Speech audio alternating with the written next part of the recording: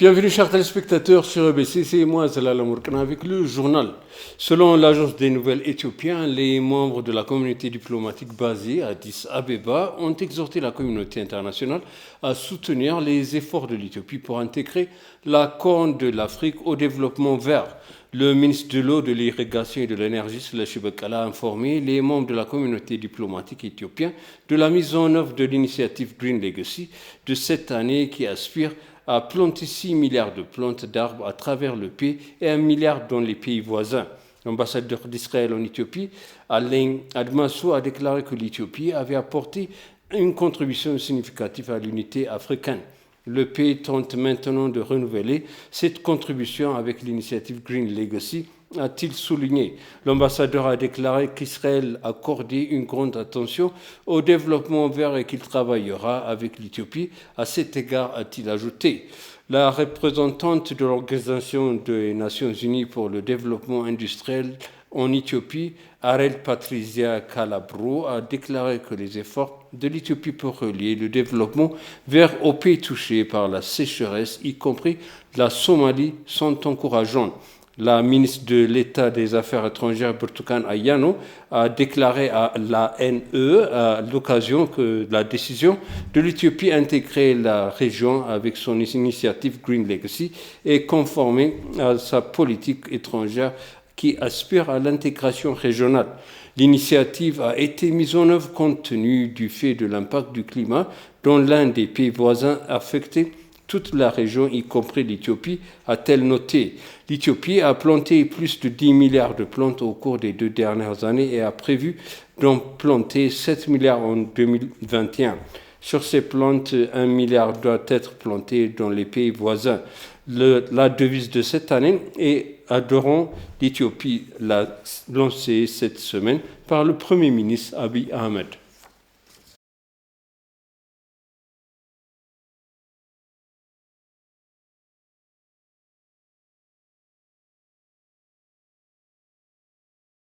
Le vice-premier ministre et ministre des Affaires étrangères Damek Amakonnen a déclaré que l'Éthiopie procédera au deuxième remplissage du grand barrage de la Renaissance hydroélectrique éthiopien, comme prévu.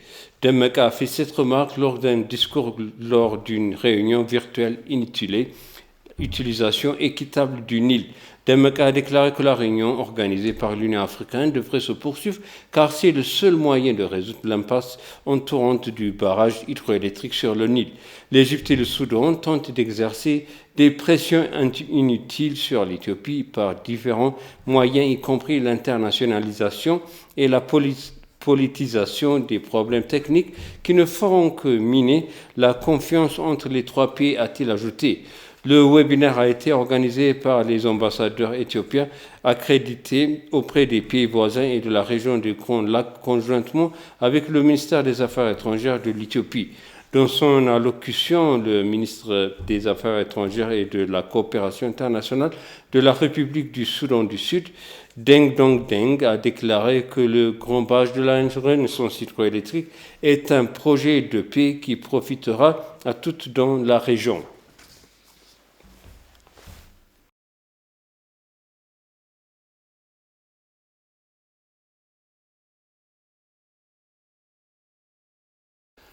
Le ministère éthiopien des Affaires étrangères a déclaré que l'Éthiopie cherche à renforcer les liens avec le Brésil au niveau partenariat coopératif.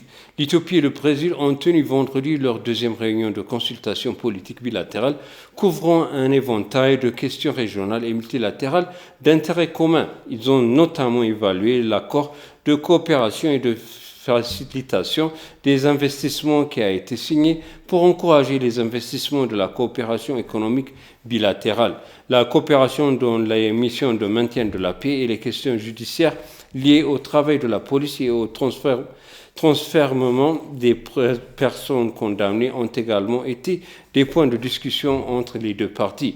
Parlons de la construction du grand barrage de la Renaissance éthiopien et de la négociation tripartite. L'ambassadeur Redouane a déclaré que l'Égypte et le Soudan tentaient de refuser à l'Éthiopie son droit d'utiliser équitablement ses ressources en eau. L'ambassadeur Kenneth da Nobrega du Brésil a pour sa part déclaré que le Brésil comprenait le rôle critique de l'Éthiopie en Afrique et souhaitait créer les liens solides avec les pays pour renforcer les relations avec le reste du continent.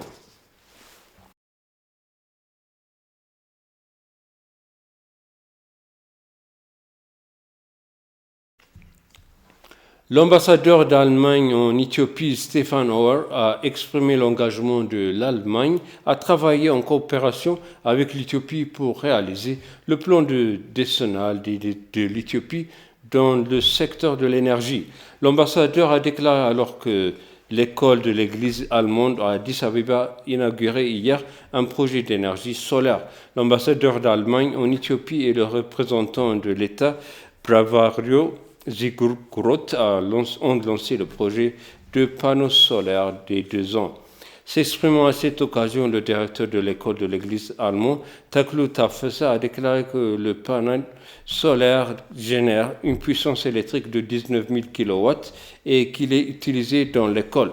L'école de l'église allemande sert depuis 5 décennies et actuellement plus de 800 étudiants, y compris les handicapés, fréquentent l'école.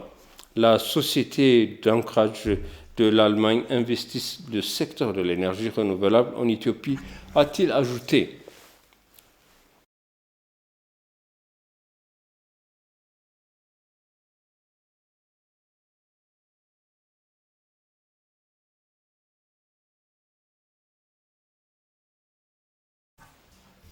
La région de l'Ethiopian Electric Power a déclaré que le cambriolage de la tour de transmission de Shashamene à Hawassa avoir provoqué des interruptions de courant dans lesquelles les villes du sud, y compris Hawassa, la capitale de la région.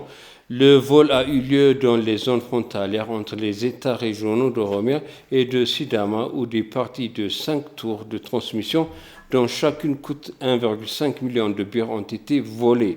Elle a ainsi provoqué des pannes d'électricité dans la plupart des quartiers de plusieurs villes. La tour de transmission alimente 8 réseaux électriques en Dawassa et s'est étendue à Moyale. Le chef de l'exploitation de transport et de la région du Sud, Alamayo Zaverga, a confirmé que les pannes de courant étaient dues au vol de tours de transmission. Il a en outre noté les activités qui sont en cours pour résoudre le problème dans un court laps de temps.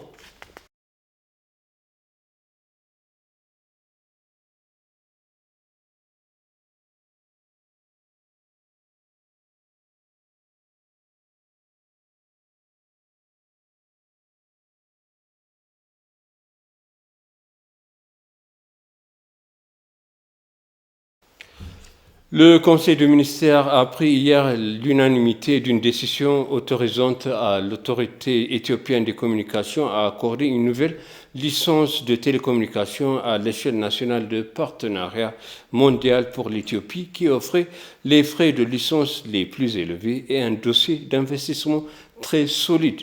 Avec un investissement total de plus de 8 milliards de dollars américains, ce sera le plus grand IDE en Éthiopie à ce jour, a déclaré le Premier ministre dans un message de Twitter. Le désir de rendre l'Éthiopie entièrement numérique est en bonne voie, a-t-il déclaré, remerciant toutes les parties qui ont pris part à ce processus très transparent et efficace. L'autorité éthiopienne des communications a pour sa part félicité le partenariat mondial pour l'Éthiopie pour avoir été sélectionné comme lauréat d'un nouveau fournisseur de services de télécommunications. L'autorité a déclaré que cela a marqué le début d'une nouvelle ère dans notre pays et l'engagement du gouvernement pour un service de communication de qualité aux citoyens et aux entreprises.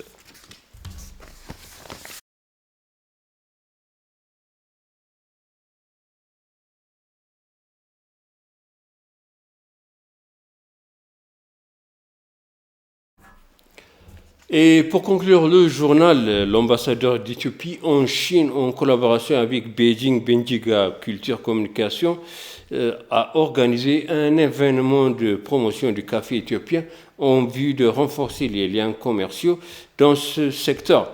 Un certain nombre de Chinois issus de la communauté diplomatique et des affaires ont assisté à l'événement. À cette occasion, le chef de mission adjoint de l'ambassade, Dawano Kader, a déclaré que le volume des exportations de café de l'Éthiopie vers la Chine augmentait de temps en temps, qualifiant l'événement comme déterminant pour favoriser davantage la récolte au sein de la communauté chinoise. Le café éthiopien devient la boisson la plus appréciée de jeunes Chinois, a-t-il été indiqué à l'occasion.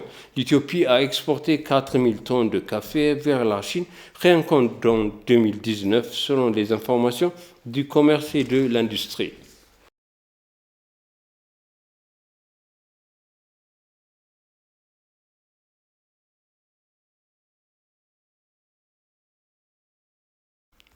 Je vous répète le titre principal. La communauté diplomatique d'Addis Abeba salue l'engagement de l'Éthiopie en faveur d'une intégration régionale verte.